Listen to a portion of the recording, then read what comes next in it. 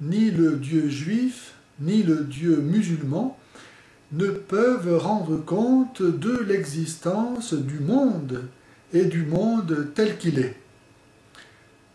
En effet, le Dieu juif, comme le Dieu musulman, est seulement unique. Il est un, et donc il n'y a pas de place en lui pour l'altérité. Et le monde, qui n'est ni Dieu ni rien, n'a pas de statut vraiment identifiable. Qu'est-ce que le monde? Depuis toujours, les hommes se sont interrogés face au monde pour savoir ce qu'il était, et on peut distinguer deux grands courants qui les départagent. Soit les uns disent « le monde, finalement, c'est rien, ce n'est qu'une illusion », et nous trouvons dans cette école de pensée le bouddhisme, et aujourd'hui le nouvel âge. Le moi, la personne, est appelé à se fondre dans le grand soi impersonnel, mais il n'existe pas en tant qu'individualité unique. Et à l'inverse, il y a ceux pour qui le monde est tout, est Dieu, car il n'y a que le monde. Ce sont les matérialistes. Dans un cas comme dans l'autre, la personne humaine se désagrège, elle disparaît. Dans le premier cas du bouddhisme et aujourd'hui du nouvel âge, la personne, en tant que moi propre, est appelée à mourir, à disparaître dans le grand soi impersonnel, car elle n'est qu'une illusion. Le salut consiste à prendre conscience qu'on est une illusion. Et dans l'autre cas, la personne humaine disparaît aussi, car elle n'a d'intérêt que dans la mesure où elle sert à faire fonctionner la machine dans la perspective de l'avènement du grand soir. Mais en elle-même, elle n'a aucune valeur.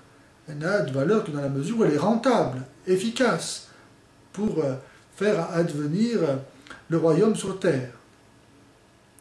La bonne nouvelle du christianisme, c'est de dire que le monde n'est ni rien ni tout, mais qu'il existe en relation avec Dieu, qui est son créateur, parce que lui-même est relation. Chaque personne en Dieu est relation. Le Fils n'est fils que par rapport à son Père. Et le Père n'est Père que par rapport à son Fils.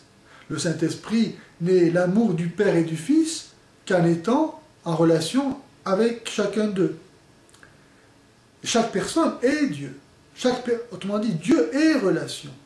Et c'est donc parce que Dieu est relation qu'il est générosité, qu'il est don, qu'il est fécondité, qu'il est amour. Seul le Dieu chrétien trinitaire peut expliquer l'existence du monde. C'est-à-dire, si Dieu est seulement unique, comme le disent les juifs et les musulmans, il n'a aucune raison de créer. Il se suffit à lui-même. Il est parfait. Mais le Dieu chrétien, qui inclut la différence, car le Père n'est pas le Fils n'est pas le Père, le Saint-Esprit n'est ni le Père ni le Fils. Seul le Dieu chrétien qui inclut en lui-même de la différence est donc capable de produire, de créer quelque chose qui ne soit ni lui ni rien. Il y a une question à laquelle ni les juifs ni les musulmans ne peuvent donner de réponse. D'où vient le principe même de la différence? Nous sommes tous créés à l'image de Dieu. Et nous sommes tous semblables. Nous sommes tous bâtis sur le même modèle. Nous avons 2 yeux, 2 oreilles, un nez, une bouche, etc. Nous sommes tous semblables. Et pourtant, en même temps, nous sommes tous différents. D'où vient le principe même de la différence? Si Dieu était seulement unique, il n'aurait produit, à supposer qu'il produise quelque chose, que des créatures identiques.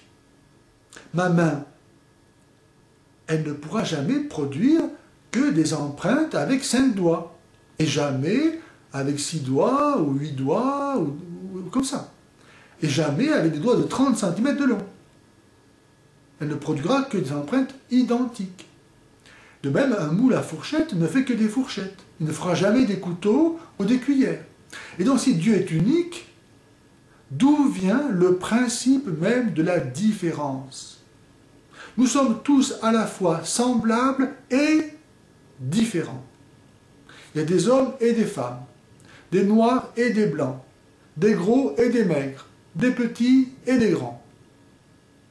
D'où vient le principe même de la différence? Si nous sommes créés différents tout en étant identiques, ça signifie que Dieu, qui n'a pris modèle qu'en lui-même, car lui seul existe, lui-même connaît et donc inclut en lui la différence. Dieu est différent.